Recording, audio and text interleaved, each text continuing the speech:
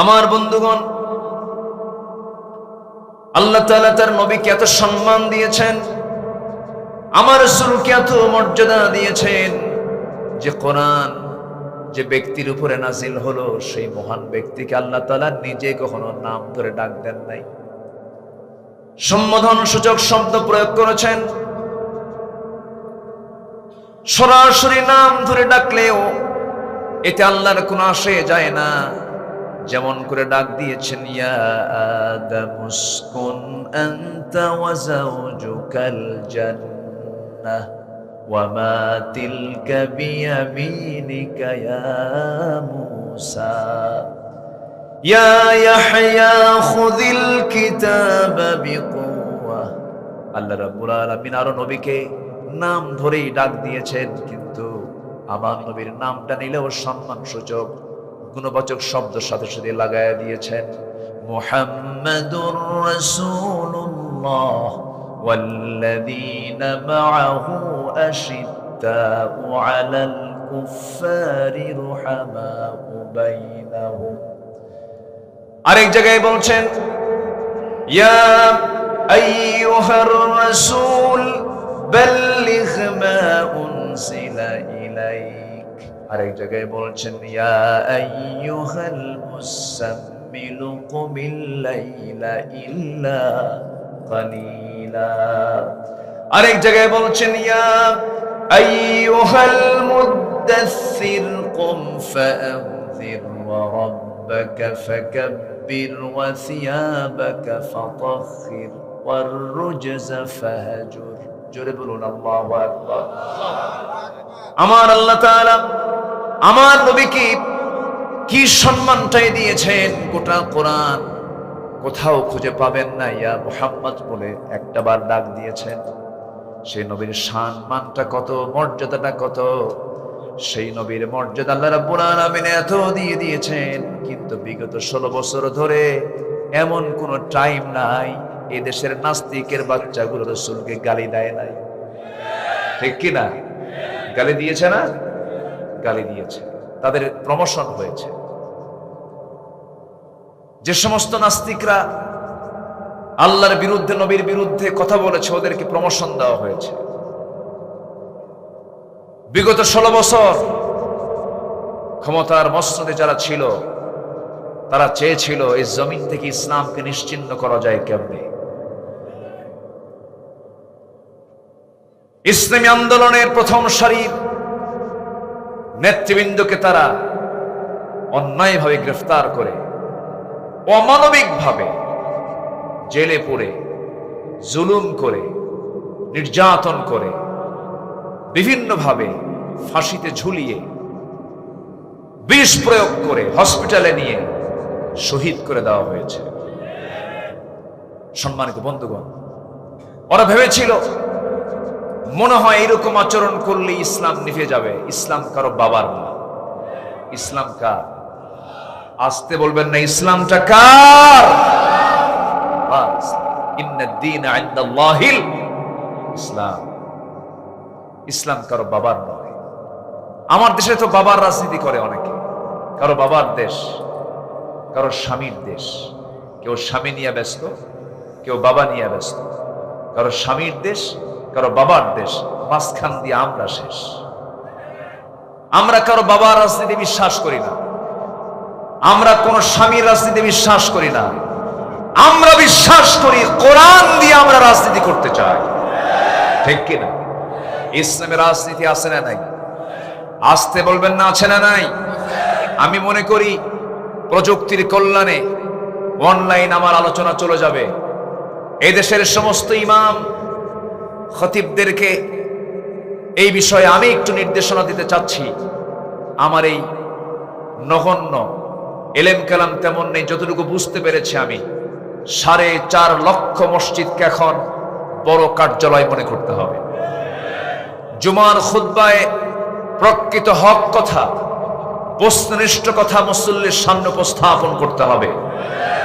ইসলামের সবচাইতে বড় কার্যালয় হলো সব মসজিদগুলো। মসজিদগুলোকে আবাদ করতে হবে। হক কথা বলার জন্য চুল পরিমাণ পিছপা হওয়া যাবে না, নচেত মুনাফিকের কাতারে যেতে হবে। সম্মানিত ভাইরা, উঠতে একটু দেরি হয়ে গেছে, আমি বুঝতেছি আপনাদের কষ্ট হচ্ছে। অসুবিধা নাই তো? আমাকে সময় দিচ্ছেন তো? খুব বেশি সময় আমি নেব না, অল্প সময়ের মধ্যে আমি শেষ করার চেষ্টা করছি। জোরে বলি ইনশাআল্লাহ।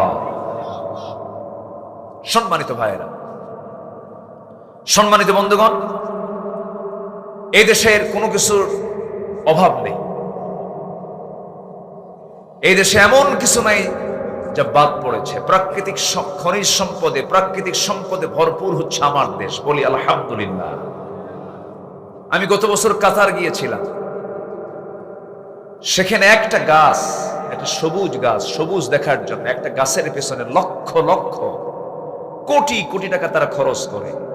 একটা গাছ তারা তাজা রাখতে পারে না, গাছ নাই।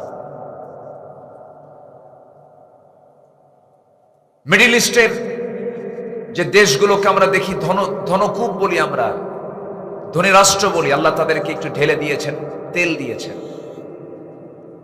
তেল ছাড়া প্রাকৃতিক সম্পদ আমার দেশে যা আছে পৃথিবীর অনেক দেশেই তা নাই। বলি আলহামদুলিল্লাহ। যেন নববধূর মতো সাজানো এক সুন্দর একটি প্রাকৃতিক নৈসর্গিক সৌন্দর্যের এক বিশাল সৌন্দর্যের এক অপরূপ লীলাভূমি হচ্ছে আমার দেশ, সোনার বাংলাদেশ। বলি আলহামদুলিল্লাহ। বান্দরবান গেলে মনে হয় শুধু পাহাড় আর পাহাড়। আবার দেশের উত্তরাঞ্চলে যখন চলে যাবেন তখন মনে হয় দেশে কোনো পাহাড়ই নাই। আবার যখন সামুদ্রিক এরিয়াতে যাবেন শুধু সমুদ্র আর সমুদ্র। আবার বরিশালের দিকে যখন যাবেন শুধু ধান, নদী, খাল। এই তিনে বরিশাল। টেকনাফ থেকে তেতুলিয়া, রূপসা থেকে পাথরিয়া, সুন্দরবন থেকে বান্দরবন, প্রতিটি জায়গা, প্রতিটি ইঞ্চি ইঞ্চি মাটিতে আল্লাহ তাআলা রহমত আর বরকত দিয়ে ভরপুর করে রেখে দিয়েছেন। সব ছিল, সবই আছে, শুধুমাত্র একটা জিনিস নাই। আমার কাছে খুবই ক্রাইসিস মনে হয়, সেটা হলো সঠিক নেতৃত্বের দারুণ সংকট আমার দেশে। আসতে কোন কেন? জোরে বলুন ঠিক কিনা? সম্মানিত ভাইয়েরা, তাহলে আমরা আল্লাহর যদি গোলাম হতে চাই, আমরা যদি রাসূলুল্লাহর যদি প্রকৃত উম্মত হতে চাই, তাহলে এই জমিনে আমরা আইন মেনে চলবো কার? আসতে বলবেন, আইন মেনে চলবো কার? এই জমিনে শাসন দরকার কার? আমাদের দেশে আইন চলতেছে কার? আল্লাহ। আল্লাহর আইন চলে। 5ই অগাস্ট পাইছেন বলে বিজয় হয়ে গেছে? কিছুই হয়নি, কিছুই হয়নি। সামনে কাজের জন্য হয়তো অনুকূল পরিবেশ পেয়েছি, কিন্তু কাজ এখনো অনেক বাকি আছে না নাই? আসতে বলবেন না, আছে না নাই? এর জন্য ব্যক্তি গঠন করতে হবে, চরিত্রকে মানের পর্যায়ে নিয়ে যেতে হবে। আল্লাহ নিজেই ওয়াদা করছেন। একটু কান লাগিয়ে শুনুন, মহান রব্বুল আলামিন বলেন, ওয়া'দাল্লাহুল্লাযীনা আমানু মিনকুম ওয়া'আমিলুস সালিহাতি লায়াস্তাখলিফান্নাহুম ফিল আরদ।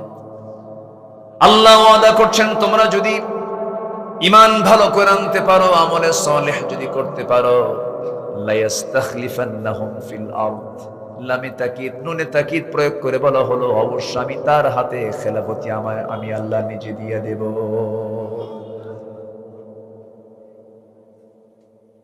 আমার বন্ধুগণ, ওই বিষয়টা যখন আমার মাথায় আসে, দুঃখে বুকটা ফেটে যায়। 18 কোটি মানুষ আমার দেশে, একটা প্রশ্ন করব, আমার দেশে নামাজি বেশি না মুসলমান বেশি?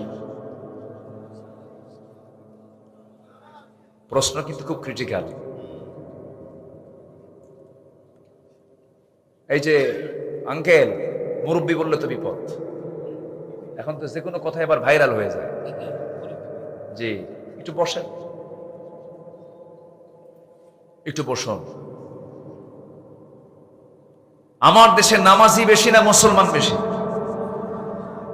হ্যাঁ বলেন তো, কি হওয়া দরকার? কি হওয়া দরকার?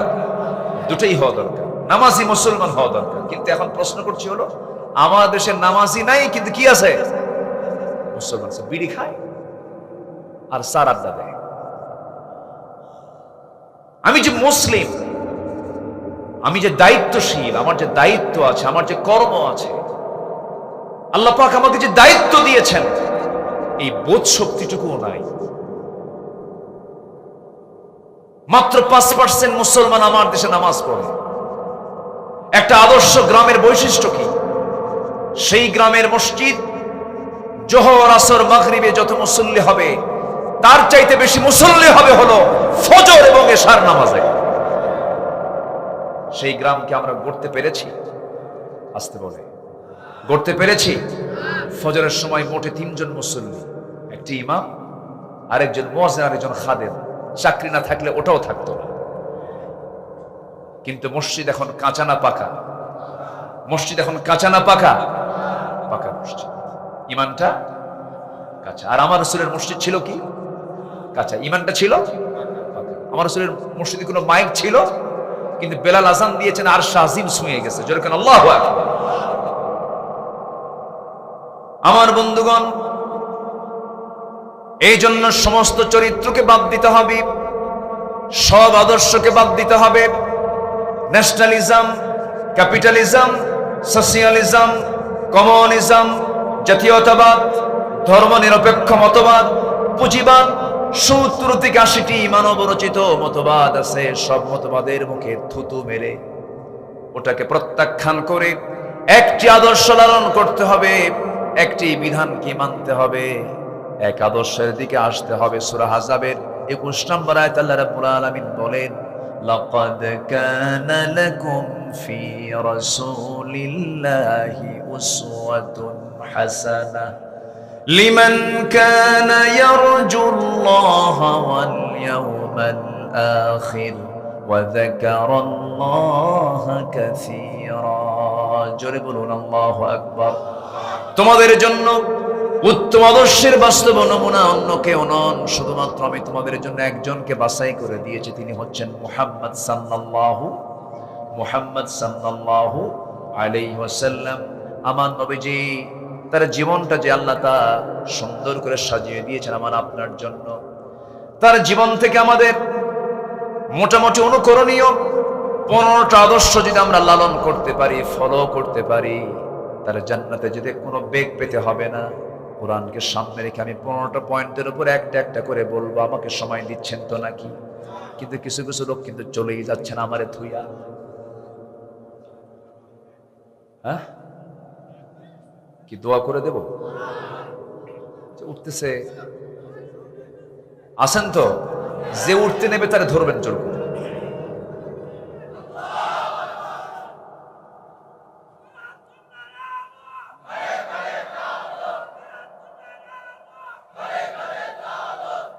আল্লাহ কবুল করুন, আরো জোরে আমিন।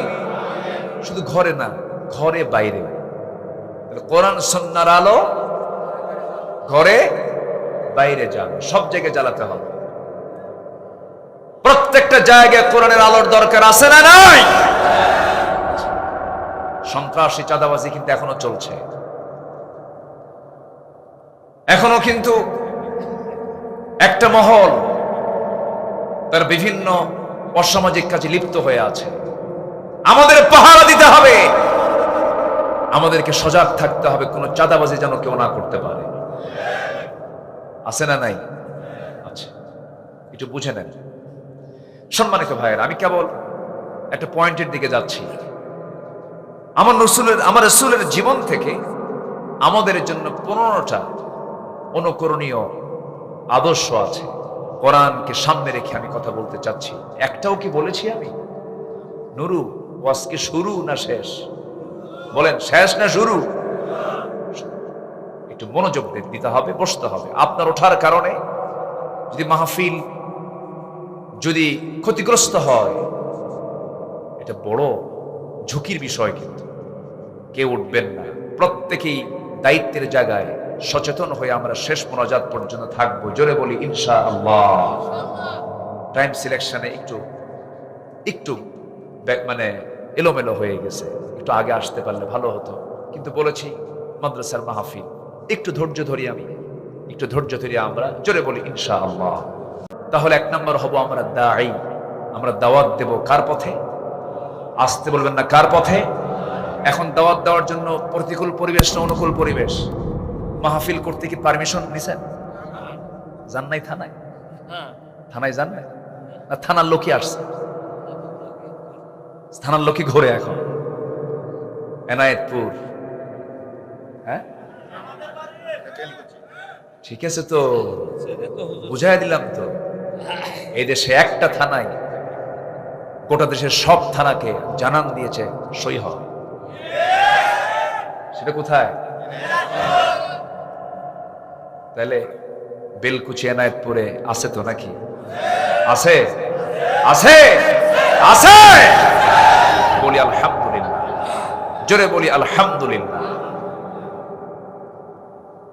সম্মানিত ভাইয়েরা, সম্মানিত বন্ধুগণ, এখন অনুকূল পরিবেশ পেয়েছে। 1 নম্বর কাজ, রাসূলুল্লাহর কাজ, নবীর কাজ, দাওয়াত।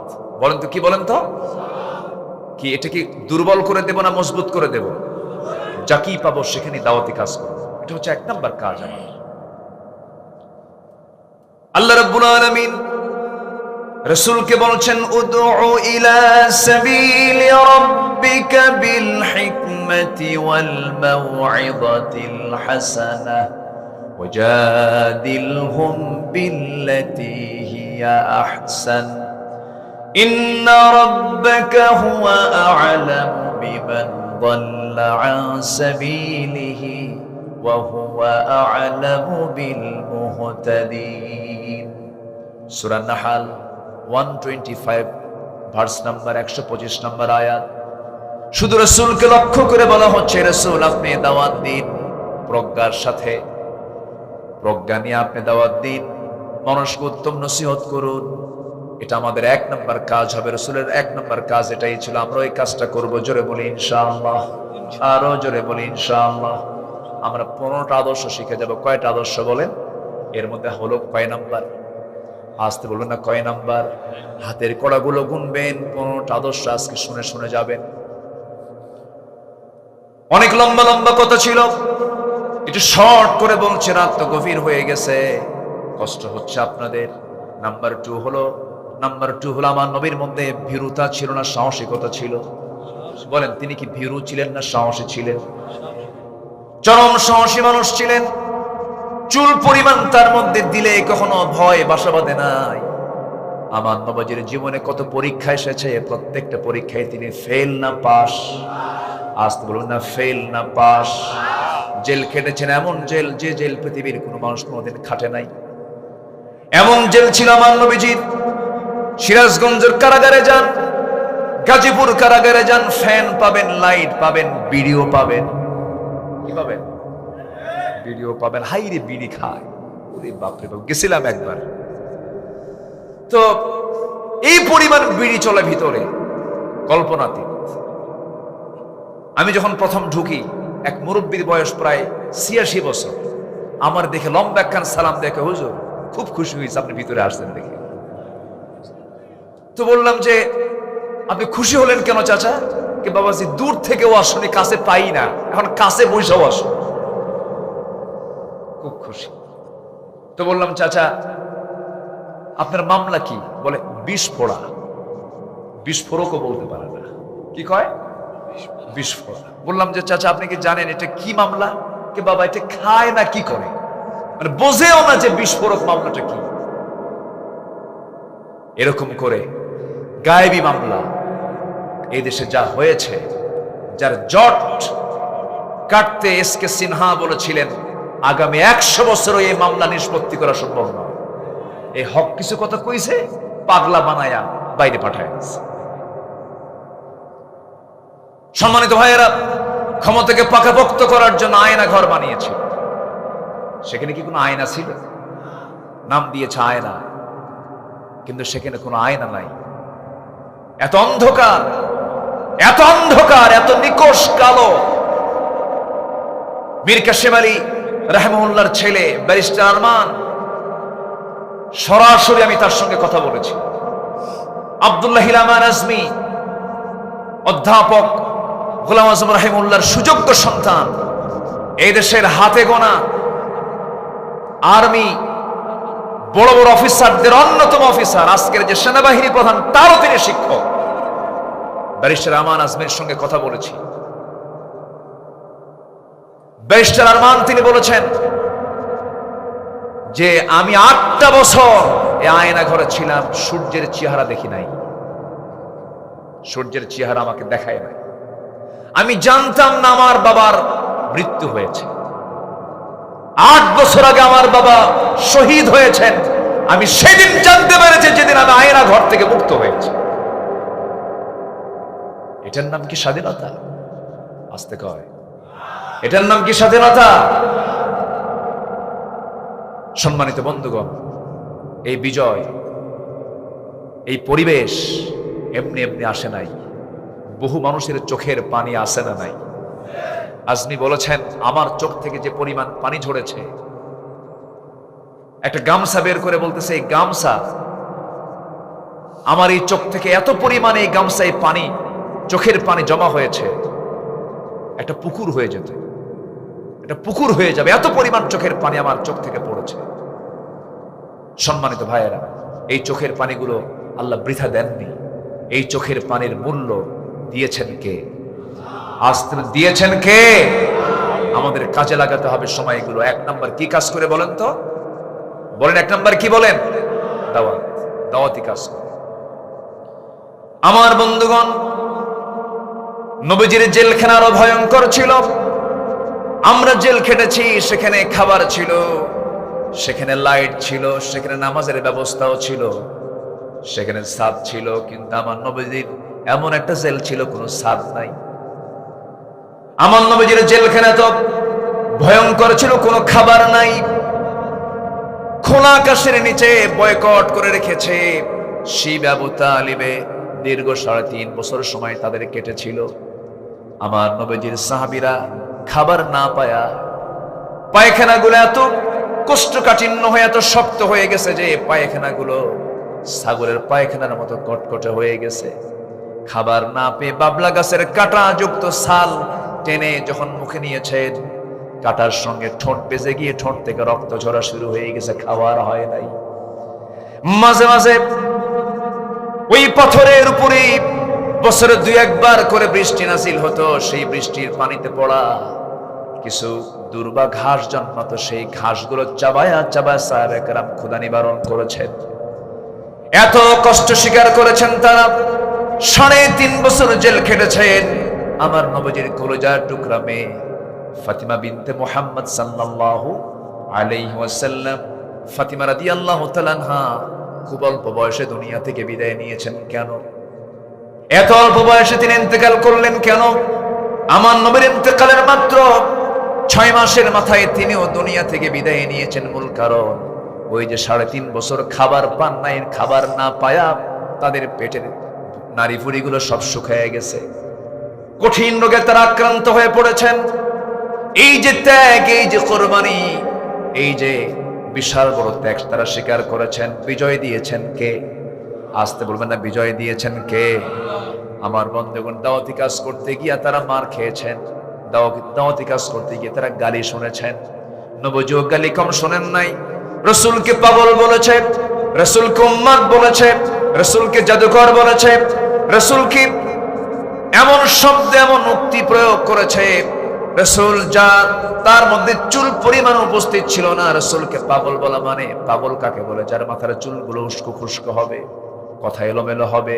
কিন্তু আমার নবী যেমন ব্যক্তিত্ব সম্পন্ন মানুষ ছিলেন, তার চুলগুলো কখনো এলোমেলো কখনো ছিল না। আম্মা জান আয়েশা বলেন, আমি নিজের চোখে লক্ষ্য করে দেখেছি নবীজির লম্বা লম্বা চুল ছিল, কিন্তু নবীজির চুল ছিল মাঝখান সিঁথি, তিনি 2 দিকে চুলগুলো ছেড়ে দিতেন। চুল পরিমাণ আমরা তার চুলকেও এলোমেলো পাই নাই। জোরে কোন সুবহানাল্লাহ। আমার নবী যত পরিমাণ আতর লাগাতেন, আতর হাতের তালুতে নিতেন, প্রচুর পরিমাণ তিনি আতর লাগাতেন। 2টা জিনিস হাদিয়া নিয়ে যখন নবীজির কাছে আসতো, রাসূল মানা করতেন না, আতর দিলে আতর নিয়ে নিতেন, বালিশ দিলে বালিশটা নিয়ে নিতেন। এটার ক্ষেত্রে তার কোনো না ছিল না। আমার নবীজি যে রাস্তা দিয়ে যেতেন, সে রাস্তা গোটাটাই সুগন্ধে ভরপুর হয়ে যেত। নবীজি মাথায় এত পরিমাণ তেল দিতেন, তেলগুলো চিপ দিয়ে চুয়ে চুয়ে পড়তো। এমন ব্যক্তিত্ব সম্পন্ন মানুষকে তারা বলল পাগল, ইন্নাকা লামাজনুন। রাসূলকে পাগল বলা হলো একমাত্র কারণ তিনি দাওয়াত দিয়েছেন কার পথে? আসতে বলবেন না, কার পথে? দাওয়াত দিতে গেলে কি কি গালি শুনতে হয় বলেন? পাগল। বিগত 16 বছর আমাদেরকে বলেছে জঙ্গি, আমাদেরকে বলেছে সন্ত্রাসী, নাশকতা সৃষ্টিকারী, এরকম করে বহু তোকমা আমাদের বিরুদ্ধে লাগানোর চেষ্টা করেছে। জনগণ তা গিলে নাই। যে রাজাকার শব্দটা তারা ব্যান করেছিল, সে রাজাকার শব্দটা ব্র্যান্ড করে দিয়েছেন কে? আসতে বলবেন না, তিনি কে? আল্লাহ। দাওয়াতি কাজ করতে গেলে ভয় নিয়ে করব না, সাহস নিয়ে করব। নাম্বার 2 হলো সাহসিকতা ছিল আমার নবীজির চরম একটা গুণ। তিনি কখনো ভয় পান না, ইসপাত কঠিন সিদ্ধান্ত নিয়ে সামনে এগোতেন। আল্লাহ রাব্বুল আলামিন রাসূলকে অর্ডার করছেন, ফাসদা' বিমা তু'মার ওয়া আ'রিদ আনিল মুশরিকিন। সূরা হিজর 94 94 নম্বর আয়াত। হে রাসূল, আপনি প্রকাশ্যে শোনায়া দেন, কাউকে পরোয়া করবেন না। আল্লাহু আকবার বলেন। কাউকে পরোয়া করবেন না এবং দোয়া করেন। যারা পারেন সঙ্গে আমার সঙ্গে ঠোঁট মিলিয়ে বলুন, রব্বানা আফরিগ আলাইনা সাবরান ওয়া সাব্বিত আকদামানা ফানসুরনা আলাল কওমিল কাফিরিন। জোরে বলুন আল্লাহু আকবার।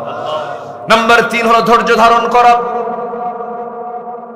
ধৈর্যের পিরামিড ছিলেন তিনি। কি পরিমাণ ধৈর্য তার মধ্যে ছিল! আমার নবীজি সারাটা জীবন মক্কায় থাকলেন। নবুয়তের 13 বছর পার হলো, নবীর বিরুদ্ধে ফরমান জারি হলো, যেখানে পাও হত্যা করে ফেলো। আমার নবীজি একটু হতাশ হলেন না, একটু নিরাশ হলেন না। যখন আল্লাহর পক্ষ থেকে যখন চূড়ান্ত অর্ডার হয়ে গেল, ঘর থেকে বের হচ্ছেন, সম্পূর্ণ একাকী ঘর থেকে বের হচ্ছেন। সাইয়েদনা আলীকে ডাক দিয়ে বলছেন, আলী রে, আমার ঘরে থাকো, আমার বিছানায় থাকো, কাগজ কলম হাতে নাও। সকাল হওয়ার সঙ্গে সঙ্গে যখন আমার কাছে জমা করে থাকা কিছু সম্পদ যারা রেখে গেছে, এই সম্পদগুলো তাদের হাতে আমার পক্ষ থেকে সব দিয়ে দিবা। আমার নবীজি সাইয়েদনা আলীকে রেখে রাতের আধারে, কি পরিমাণ ধৈর্য আল্লাহ পাক তাকে দান করেছেন! রাতের আধারে নিজের ঘর থেকে তিনি বের হয়ে যাচ্ছেন, আর কাবার দিকে বারবার ফিরে ফিরে তাকান, মিসফালা দিয়ে যান, আর বারবার তাকায় তাকায় চোখের পানি ফেলে ফেলে কেঁদে বলছেন, কাবারে, জীবনের 53টা বসন্ত তোর সঙ্গে কাটায় দিলাম, কিন্তু তোর প্রতিবেশী আবু জেহেল, উতবা, শাইবা, মুগীরা তারা আমাকে থাকতে দিল না। চলে যাচ্ছে, আল্লাহর নির্দেশ হয়েছে। মক্কা ছাড়লেন, হিজরত করে চললেন কোথায়? আসতে বলবেন না, কোথায়? আরো জোরে বলেন, কোথায়? মদিনায় চলে গেলেন। আমার নবীজি, আল্লাহ রাব্বুল আলামিন তাকে বলছেন, ফাসবির কামা সাবারা উলুল আজমি মিনার রুসুল ওয়া লা তাসতাজিল লাহুম। আপনি তাড়াহুড়ো করার দরকার নাই, আপনি সবর ধরুন, ধৈর্য ধরুন, বিজয়টা আমি আল্লাহ আপনাকে দিয়ে দেব। আমার বন্ধুগণ, দাওয়াতি কাজ করতে গেলেও ধৈর্যের দরকার আছে না নাই? দাওয়াতি কাজ করতে গেলেও সাহসের দরকার আছে না নাই? কাজ চালিয়ে যেতে হবে। 2014 সালে এই বৃহত্তর পাবনা 2 বাজারে মাহফিল করতে গেলাম। নবীজির সিরাত নিয়ে আলোচনা করছি, নবীজির আদর্শ নিয়ে আলোচনা করছিলাম। এরকম করে মাহফিলে হঠাৎ করে বাম পাশ থেকে একটা গুলির আওয়াজ শোনা গেল। একদম ডাইরেক্ট আমাকে লক্ষ্য করে গুলি করেছে, হামলা করেছে। কেন? ওদের জ্বালা হচ্ছে একটাই, যে এখানে কোনো আদর্শ চলবে না, এখানে চলবে হলো ওদের ধ্বজাধরী নেতার আদর্শ। ওদের ধ্বজাধরী নেতা আছে না নাই? মুখে একখান মোষ আছে, আর পেট একখান মোটা 10 মাসের মতো নেতা হওয়া যায়। মুখের মোষ 2.5 ইঞ্চি হাইব্রিড জাতের মোষ, এমন কিছু নেতা আছে না নাই? শুধু আমি বলেছিলাম, মোষওয়ালা নেতৃত্ব মানবো না আমরা মানবো হলো দাড়িওয়ালা নেতৃত্ব, ইসলামের নেতৃত্ব। এটাকে তারা মাথায় নিয়ে তারা বলল আমাদের নেতার বিরুদ্ধে কথা বলেছে। 2 বাজারের সামনে ওদের দলীয় কার্যালয়, সেখান থেকে তারা পুলিশি সহযোগিতা নিয়ে সরাসরি মাহফিলে 20 থেকে 25 হাজার মানুষ হামলা করলো। সেই দিন না হলো 50 থেকে 60 জন আহত হয়েছে, মঞ্চ আগুন ধরিয়ে দিয়েছে। 3 দিন পর শুনি ওখানে একটা মামলা হয়েছে, সেই মামলার 1 নাম্বার আসামি হলাম আমি। কি কথা কি বুঝতেছেন? কথা কি বোঝা যায়? সম্মানিত ভাইয়েরা, সম্মানিত বন্ধুগণ, হকের দাওয়াত দিতে গেলে এমন পরিস্থিতি মোকাবেলা করতে হবে, এটাও শিখিয়ে দিয়েছেন মুহাম্মদ সাল্লাল্লাহু। তাহলে সাহসিকতা, ধৈর্য, এই দুটোরই প্রয়োজন আছে আমি যখন দাওয়াতি কাজ করতে যাব। নাম্বার 4, এই পৃথিবীতে চরিত্র আদর্শ মানতে গেলে একজনকে মানতে হবে, তিনি হচ্ছেন মুহাম্মদুর রাসূলুল্লাহ। মুহাম্মদুর রাসূলুল্লাহ, রাসূলকে মানতে হবে, কারণ তার চারিত্রিক সনদ কে দিয়েছেন? আসতে বলবেন না, কে দিয়েছেন? আল্লাহ দিয়েছেন। তার চারিত্রিক সনদ পৃথিবীর কোনো একাডেমি দেয়নি, সুইডিশ একাডেমি নোবেল দেয়, এরকম করে কোনো একাডেমি, কোনো ইনস্টিটিউট দেয়নি। আমার আল্লাহ তাআলা নিজে আমার নবীর চারিত্রিক সনদ নিজে দিয়েছেন। জোরে বলি আল্লাহু আকবার। আল্লাহ রাব্বুল আলামিন বলেন, নুন ওয়াল কলমি ওয়া মা ইয়াসতুরুন মা আনতা বিনি'মাতি রাব্বিকা বিমাজনুন ওয়া ইন্না লাকা লাআজরান গায়রা মামনুন ওয়া ইন্নাকা লাআলা খুলুকিন আযীম। জোরে বলুন আল্লাহু আকবার।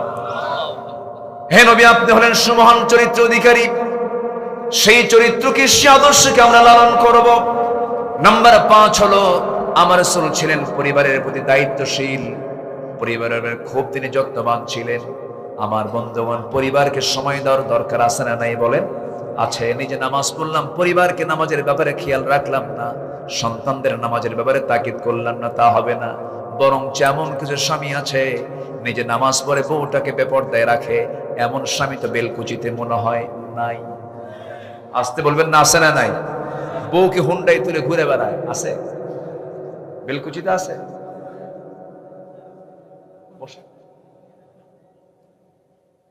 জি, বুঝতে পারতেছি অনেক রাত হয়ে গেছে, একটু কষ্ট হচ্ছে আপনাদের। বউকে নিয়ে ঘুরে ফেরে হুন্ডাই তুলে বেপরদার পরিবেশ করে গোটা বেলকুচি ঘোরে, এমন স্বামী আছে না নাই? নিজের সুন্দরী বউকে মানুষকে দেখায়, এতে সে খুব তৃপ্তি পায়, আছে কিনা বলেন? এটা কি যত্ন না অযত্ন? যত্ন না অবহেলা? অবহেলা। নিজের বউ নিজের সম্পদ, বউ কখনো অন্যের সম্পদ হতে পারে না। দেখবেন কিছু কিছু পুরুষ আছে বউকে দেখায় হুন্ডাই তুলে, কোন হুন্ডা? তাও নরমাল কোন হুন্ডা না, কি কি R15 update version. Passenger seat হলো দোতলা আর ড্রাইভিং সিট হলো নিচতলা। নিচতলায় ড্রাইভার বসে, দোতলায় বউটাকে বসায়া রাখে যেন জাতির দেখতে যেন অসুবিধা না। দোতলা তো সবাই দেখে, গোটা বিলকুচি দেখায়া বিকেল বেলা নদীর পাড়ে গিয়ে লাল শাড়ি পরায়া, ঠোঁটটাকে লাল বানায় আঁকায়া, কপালে একখান টিপ বসায়া, চুলটা ছেড়ে দিয়ে অর্ধলগ্ন অবস্থায় তার ছবি তোলে 16 Pro Max আইফোন দিয়ে, যেন ছবি ওর মধ্যেও যেন জীবন্ত জীবন্ত ভাব আসে। অস্পষ্ট কোনো ছবি আপলোড দেওয়া যাবে না। দিল ফেসবুকে আপলোড করে, লিখলো সেখানে আর্টিকেল লিখতেছে, প্রিয় ভাইয়ের আসুন সবাই মিলে আমার বউটাকে জামাতের সাথে দেখি। যেরকম নাউজুবিল্লাহ। বউ কি জাতীয় সম্পদ? বউ কি পাবলিক না পার্সোনাল? আচ্ছা বলেন, বউ কি পাবলিক না প্রাইভেট? দেখেন ফেসবুকের ভাষায় কথা বলে। সম্মানিত ভাইয়েরা, তাহলে এই যে পরিবারের প্রতি অযত্ন, এটিকে থাকা যাবে? রাসূল তা শিখিয়েছেন। আমার নবীজি একদিন হাঁটতেছেন, অপ্রয়োজনীয় একটা আওয়াজ ফাতিমার কণ্ঠ থেকে নবীর কানে চলে আসলো। আমার নবীজি ঘরের মধ্যে ঢুকে গেলেন, ঢুকে গিয়ে বলছেন, ফাতিমা, তোমার অপ্রয়োজনীয় একটা আওয়াজ আমার কানে আসলো। এই আওয়াজটা যদি অন্য কোনো পরপুরুষের কানে চলে যেত, তোমার গুনাহ হয়ে যেত, এমনটা করা উচিত নয়। আমার নবীজি একদিন দরজায় দাঁড়ানো, এক অন্ধ সাহাবী নবীর সঙ্গে দেখা করার জন্য আসতেছেন। আমার রাসূল বলছেন, আয়েশা ভিতরে চলে যাও। আমার এক সাহাবী আমার সাথে সাক্ষাৎ করার জন্য আসে, হুজুর সে তো অন্ধ মানুষ। রাসূল বলছেন, আয়েশা সে অন্ধ হতে পারে, তুমিও কি অন্ধ নাকি? ভিতরে চলে যাও। কি যত্নশীল তারা ছিলেন, কি যত্নবান আমার রাসূল ছিলেন। পরিবারের প্রতি সর্বক্ষণ তিনি নজরদারি রাখতেন, খেয়াল করতেন, সন্তানদেরকে নসিহা করতেন। কারণ কু আনফুসাকুম ওয়া আহলিকুম নারা, নিজে বাঁচো, তোমার পরিবারকে জাহান্নামের আগুন থেকে বাঁচাও। এই ক্ষেত্রে অনেকে দায়িত্বশীল আছেন, লক্ষ্য করা যায় দায়িত্ব পালন করতে করতে এত মহাব্যস্ত নিজের পরিবারের দিকে খেয়াল করার সময় পান না। এরকমও কিন্তু আছে। এই মিসিংটা হয়ে যায়, এটা হওয়া যাবে না। আমার নবীজি স্ত্রীদের হক আদায় করেছেন 16 আনা। একটা স্ত্রী তার ছিল না, তার আল্লাহ তাআলা একাধিক স্ত্রী তাকে দিয়েছিলেন। আল্লাহ তাকে অর্ডার দিয়েছেন বিয়ে করার জন্য। তিনি যে একাধিক স্ত্রী বিয়ে করেছেন, অর্ডার দিয়েছেন কে? এই ক্ষেত্রে রাসূলের কোনো ভুল ধরা কি যাবে নাকি? আমার দেশের নাস্তিকরা না বুঝে না জেনে রাসূলকে এরকম করে গালিও দিয়েছে, এতগুলো বউ কেন জেনাকার মুহাম্মদ জরকন নাউযুবিল্লাহ। আমার নবী আম্মা জানা আয়েশাকে বিয়ে করেছেন, লক্ষ লক্ষ হাদিস তিনি মুখস্থ করেছেন আর রাসূলের কাছ থেকে হাদিসগুলো নিয়েছেন। আমার ভাইয়েরা, এরপরে বাকি যে স্ত্রীগুলো ছিল সব আল্লাহর অর্ডারে তিনি বিয়ে করেছেন। আমার নবীজি স্ত্রীদের হক আদায় করেছেন, সবার সঙ্গে মিষ্টি মুখে কথা বলেছেন। আম্মা জান আয়েশা বলেন, আমি রাসূলুল্লাহকে কোনোদিন দেখি নাই মন মরা হয়ে কথা বলতে। আমি আসার সহজে রাসূলকে আগে সালাম দিতে পারতাম, রাসূল আগে আমাকে সালাম দিতেন। ঘরের মধ্যে ঢুকতেন, আমাকে কোনো কাজের অর্ডার দিতেন না। আমার নবীজি নিজের জুতা নিজে হাতে নিতেন, নিজের কাপড় নিজে ধুয়ে দিতেন, নিজের সেলাই নিজে করতেন, নিজের ঘর নিজে ঝাড়ু দিতেন। আমার রাসূল কোনো কারো খেদমতকে তিনি পছন্দ করতেন না, নিজের কাজ নিজেই সম্পূর্ণ করতেন। আমার বন্ধুগণ, আম্মা জান আয়েশা এমনকি বলেছেন, আমার যখন শরীরটা খারাপ লাগতো আমার হাত পা পর্যন্ত টিপে দিয়েছেন মুহাম্মদ সাল্লাল্লাহু আলাইহি ওয়াসাল্লাম। আমি গ্লাস ভরে আমার নবীর সামনে দুধ ভর্তি গ্লাস নিয়ে চলে যেতাম, হুজুর আপনি দুধটা পান করুন। রাসূল মুস্কি হাসি মেরে বলতেন, আয়েশা তুমি আগে পান করো, তুমি আগে খাও। আমি সারা জীবন চেষ্টা করেছি রাসূলকে কখনো আগে খাওয়াতে পারি নাই। আমার নবীজি, আম্মা জান আয়েশা বলেন, মাঝে মাঝে আমি গোশত নিয়ে, উটের গোশত, ছাগলের গোশত নিয়ে যখন নবীর কাছে যেতাম, আমার নবীজি বলতেন, আয়েশা তুমি আগে খাওয়া শুরু করো। আমি গোশত খেতাম, হাড়গুলো চুষে চুষে রাখতাম। আমার নবীজি আমার মুখ থেকে রেখে দেওয়া হাড়টা যে দিক দিয়ে চোষণ মারতাম, নবীজি সেই দিক দিয়ে চোষণ মারতেন। কি যত্ন পরিবারের নিয়েছেন তিনি, কি হক তিনি আদায় করেছেন। অনেক রাত হয়েছে দাওয়াতি কাজ করে যখন ঘরের মধ্যে ঢুকতেন, আম্মা জান আয়েশা বলেন আমাকে ডাক দিতেন না, আস্তে আস্তে করে দরজা খুলতেন। দরজা খুলে ভিতরে ঢুকে কোনো খাবার থাকতো না, কোনো কৈফিয়ত ছিল না, কোনো প্রকার রাগারাগি ছিল না। সামান্য কিছু পানি পান করে সারাদিন রোজার নিয়ত রোজা রেখে দিতেন। জোরে কোন সুবহানাল্লাহ। আমার ভাইয়েরা, আমার বন্ধুগণ, 4 স্ত্রী একদিন আমার নবীর সামনে বসা। 4 স্ত্রী বলে ফেলতেছেন, হুজুর আপনি সত্যি করে বলুন তো, আমাদের মধ্যে গন্ডগোল লাগছে, আপনি আমাদের 4 জনের মধ্যে কাকে সবচেয়ে বেশি ভালোবাসেন?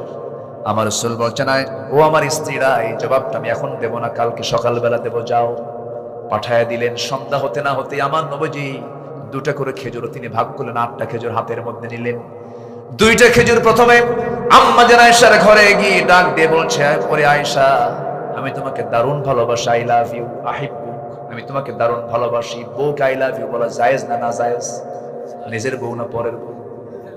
এটা তো মনে থাকে।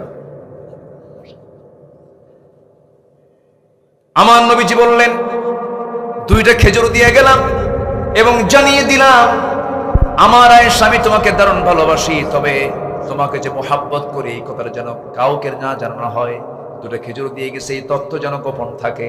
2য় স্ত্রী ঘরে গিয়ে একই কথা বললেন, 3য় স্ত্রীর ঘরে গিয়ে একই কথা বললেন, 4র্থ স্ত্রীর ঘরে গিয়ে 2টা খেজুর দিয়ে বললেন, এই 2টা খেজুর যে তোমাকে দিয়ে গেলাম এই কথা যেন কেউ না জানে। পরের দিন সকালবেলা বুক ভরা আশা নিয়ে 4 স্ত্রী নবীর সামনে এসে বলছি, ইয়া রাসূলুল্লাহ আপনি জানাতে চেয়েছেন আজকে সকালবেলা আপনি আমাদের 4 জনের মধ্যে কাকে সবচেয়ে বেশি ভালোবাসেন। আমার নবীজি মজা করে মুস্কি মুস্কি হাসি মেরে বলছেন, আমি যাকে রাত্রেবেলা গোপনে 2টা খেজুর দিয়ে আসছি আমি তাকেই সবচেয়ে বেশি ভালোবাসি। যা, জোরে বলি সুবহানাল্লাহ। আমার নবীজি পরিবারকে সময় দিয়েছেন। ওয়াসাল বাইত আমসিক আলাইকা লিসানাক ওয়ালিয়াসাকা বাইতাক ওয়াবিকি আলা খাতিআতিক মান নাজাহ ইয়া রাসূলুল্লাহ। আমি নাজাত পাবো কেমনে? 3টা কাজ করো। জিহ্বাকে কন্ট্রোল করো, বাড়িকে বড় বানায় ফেলো, বাড়িকে সময় দাও। ওয়াবিকি আলা খাতিআতিক, তোমার পাপের জন্য চোখের পানি ফেলে ফেলে কাঁদো, নাজাত পেয়ে যাবে। পরিবারকে সময় দরকার আছে না নাই? আসতে বলবেন না, আছে না নাই? দেখবেন কিছু কিছু পুরুষ আছে বিকেল বেলা হলে পারে চার দোকানে বসে গিবত খানায় বসে শুধু গিবত করে। পরিবারকে সময় দেন, সন্তানকে দাওয়াতি কাজ করেন, সন্তানকে বুঝান। এই কথাগুলো আপনি শুধু শুনতেছেন না, আগামী কালকের মধ্যে এই মিডিয়াগুলোর মধ্য দিয়ে কোটি কোটি মানুষের কাছে আলোচনাগুলো চলে যাবে। আমার বন্ধুগণ, নাম্বার 6, আমার নবীর আদর্শ ছিল আমানতদারিতা।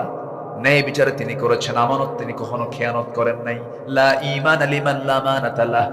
ইন্নাল্লাহা ইয়া'মুরুকুম আন তু'আদ্দুল আমানাতি ইলা আহলিহা ওয়া ইযা হাকামতুম বাইনান নাসি আন তাহকুমু বিল আদল ইন্নাল্লাহা নি'মা ইয়া'ইযুকুম বিহি।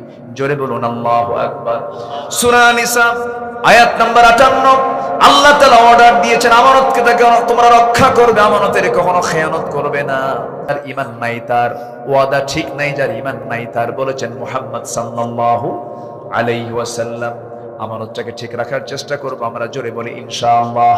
বনের সম্পত্তি মেরে খাওয়া ভাই বেলকুচি নাই? আছে? বলবো না বিপদে পড়বেন? বলবো বলবো বিপদে পড়বেন না তো? বিপদে পড়লেও তো কিছু করার নেই। বনকে সম্পদ বুঝায় দেয় না, আছে না নাই? বরঞ্চ বনের সঙ্গে অভিনয় করে বেলকুচির সবচেয়ে ভালো মানের মিষ্টি কিনে নিয়ে আসে, ফলমূল কিনে নিয়ে এসে বোনকে দাওয়াত দিয়া জন্মের মতো খাওয়ায়া পাশে বসায় গল্প করতে করতে বলে, বোন আমি তোমার ভাই, তুমি আমার বোন, বাপ তো মারা গেছে, একটা কথা বলি কি, অংশ নিলে কিন্তু ধ্বংস হয়। দেখছেন কি ওয়াজটা দিল? মানে এটা কি মানে কোরআন থেকে ওয়াজ না শয়তান থেকে ওয়াজ? ফাঁকিবাজি। এগুলো আমানত নষ্ট করা হয়ে যাচ্ছে। এই সমস্ত কাজগুলো করা যাবে না, কারণ লিযযাকারি মিসলু হাজ্জিল উনসাইন। কারণ আল্লাহ তাআলা সিলেকশন দিয়েছেন, আল্লাহ তাআলা মিরাস উত্তরাধিকারের সম্পদগুলো বন্টনের জন্য সম্পূর্ণ ডিসকাস করে বলে দিয়েছেন সূরা নিসা পড়বেন, এবং বলেছেন শেষে ওয়াতিলকা হুদুদুল্লাহ। এই অংশ বন্টন মানতে গিয়ে তোমরা সাবধান থাকবে, এগুলো কিন্তু আল্লাহর সীমা। ওমাই ইয়াসিল্লাহ ওয়া রাসূলাহ, যারা এই সীমাকে লঙ্ঘন করবে তারা ইদখিলহু নারান, তারা জাহান্নামে চিরকাল স্থায়ীভাবে বসবাস করবে। নাউযুবিল্লাহ। আমার বন্ধুগণ, আমানতদারিতা রক্ষা করতে হবে। ন্যায় বিচার, আমার নবীজির বিচার ব্যবস্থা এমন ছিল, স্বাধীন ছিল, কোন ব্যক্তি দেখে বিচার রাসূল কখনো করেন নাই। ডাকাতের বিচার করেছেন, ডাকাতের মোশানে বিচার করেছেন। এক লোক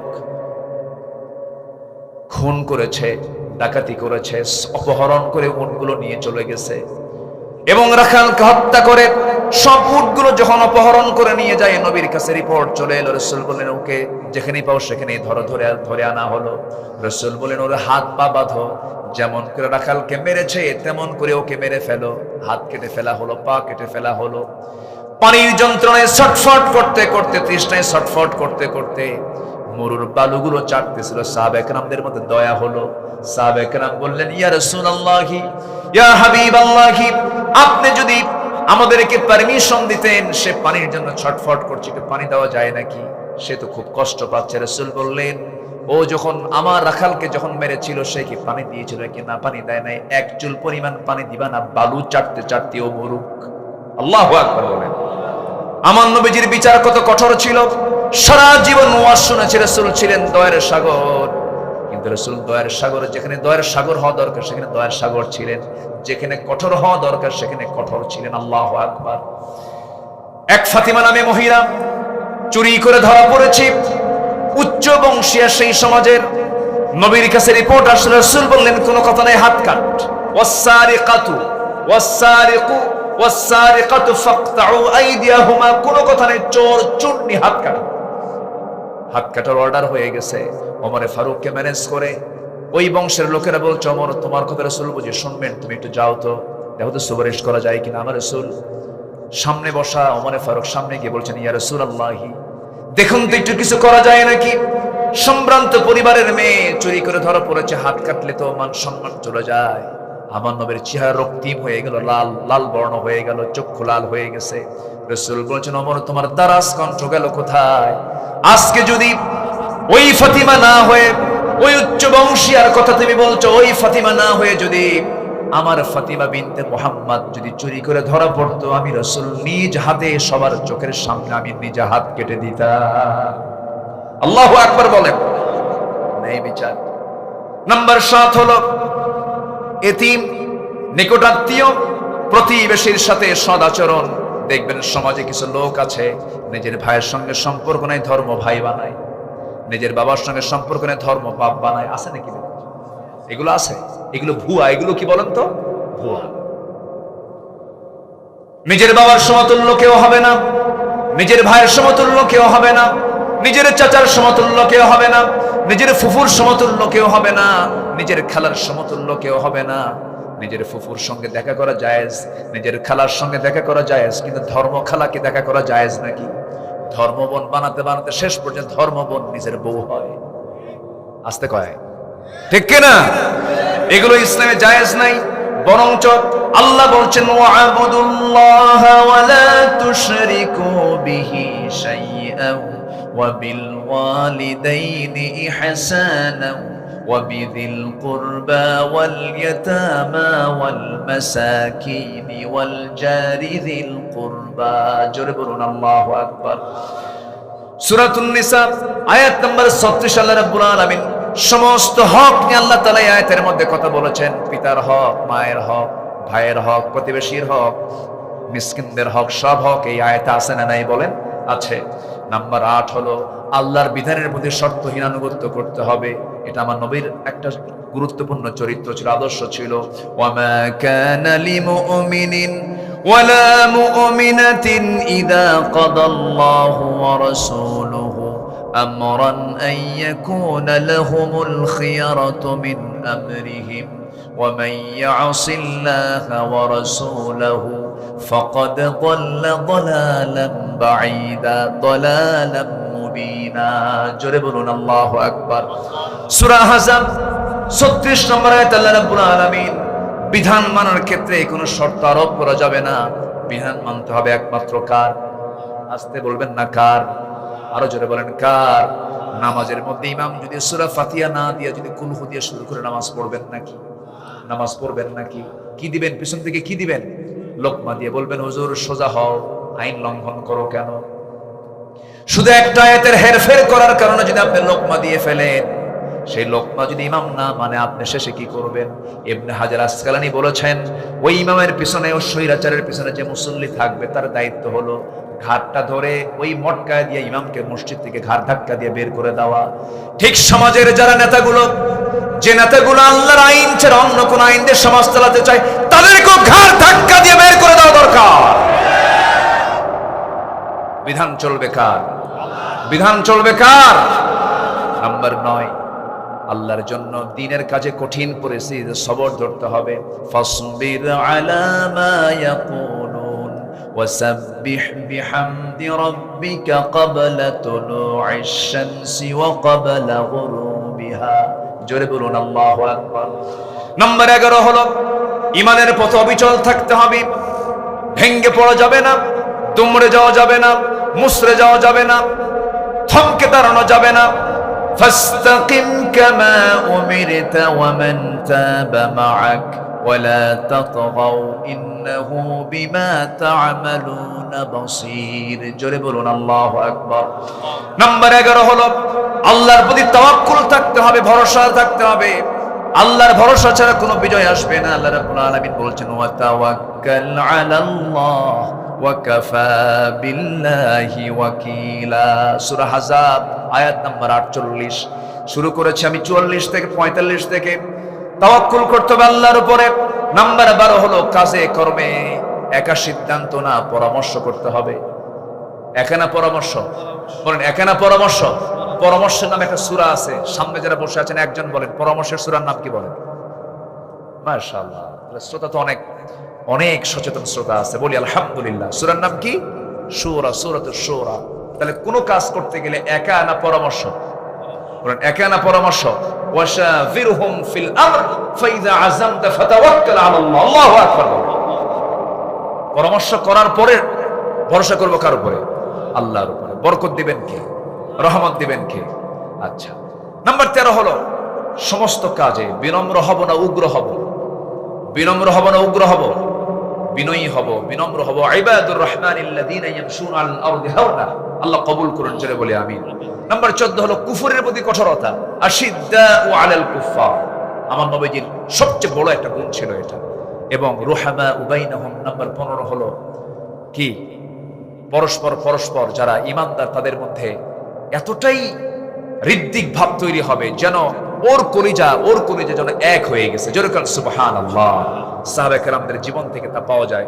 স্বপ্ন পর্যন্ত তাদের এক হয়ে যেত। আল্লাহু আকবার বলেন। আমার নবীর ইন্তেকাল হয়েছে, দ্বিতীয় খলিফার খেলাফত চলছে, সাইয়েদনা আলী ঘুমের ভিতরে ঘুম পাচ্ছেন, স্বপ্নের মধ্যে দেখছেন আমার নবীজি তার দরজায় হাজির হয়ে গেছে। জোরে বলে সুবহানাল্লাহ।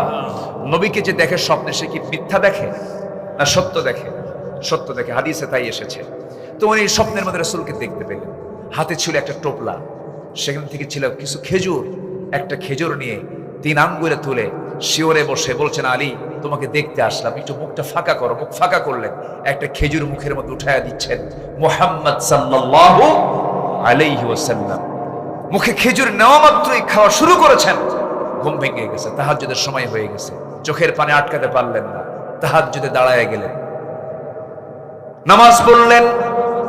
কিন্তু তিনি ঘুম থেকে উঠেই তিনি লক্ষ্য করে দেখলেন তার জিহ্বার ভিতরে তাজা খেজুরের স্বাদ ফুটে উঠেছে।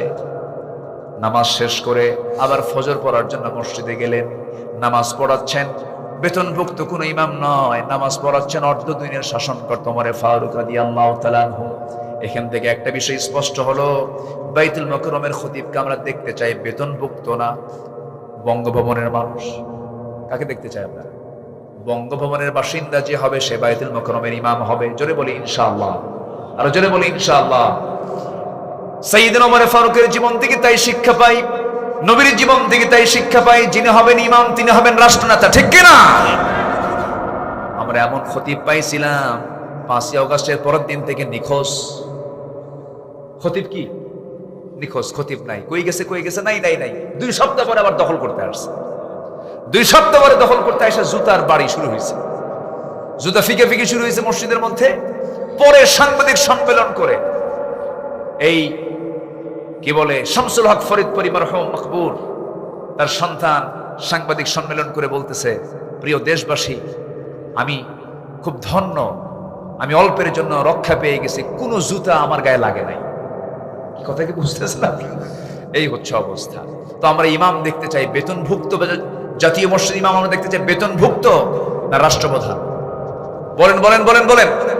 এমন চিত্র বাংলাদেশে চিত্রায়িত হোক, সবাইকে চান। আল্লাহ কবুল করুন, জোরে বলি আমিন।